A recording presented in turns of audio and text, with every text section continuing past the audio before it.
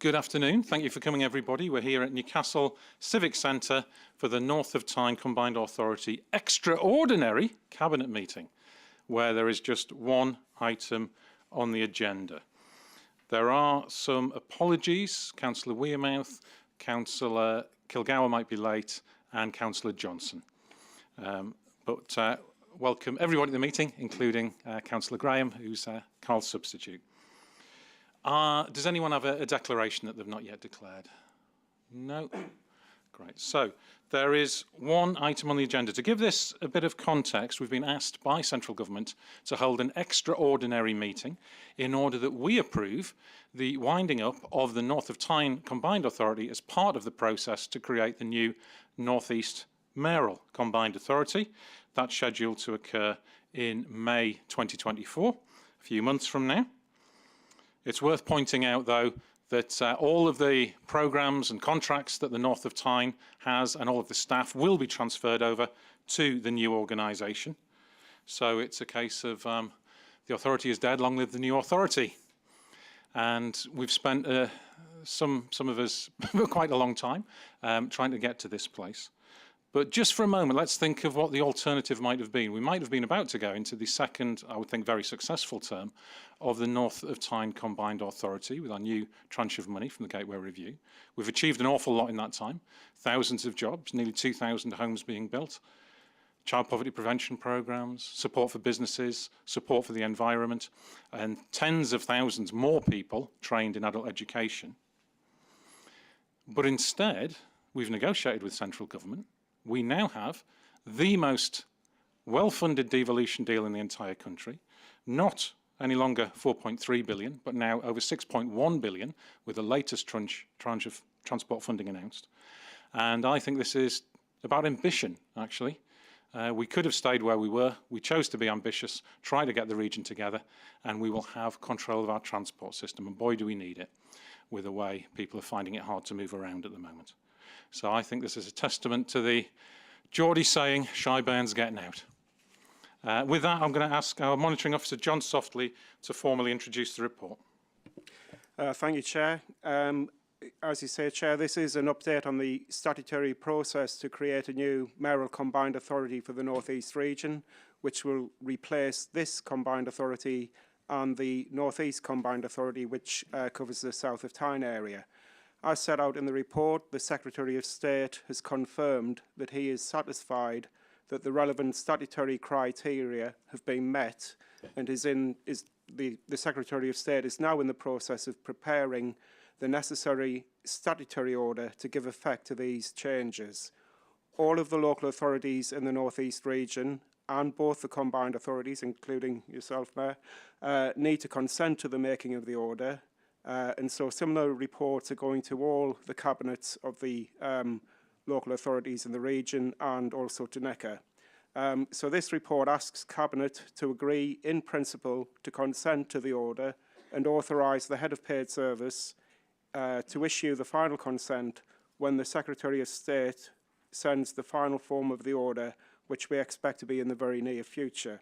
There's a summary of what's in the order at the end of this report. There is still some work to be done on the order, so it's not the final order as yet, but we are on track for the order to be made by Parliament in spring 2024 and for the new combined authority to be established in May 2024. So, Chair, if there's any questions, I'm happy to answer them. Could I take, if there are any questions or points of information at this point? No, everybody is been involved in this for so long. I think we all know what it's involved. Thank you very much for your report, John. So, does anyone want to make any comments on the report? Councillor. Thanks, Chair. I think really it's just to note what an important occasion today is. I think it's testimony to the work of the existing combined authority. It's testimony, to, I think, to the very pragmatic partnership approach that politically leaders and the elected mayor of the new combined authority areas have shown and demonstrated our commitment to a partnership approach. The scale of the investment and the scale of this opportunity is enormous.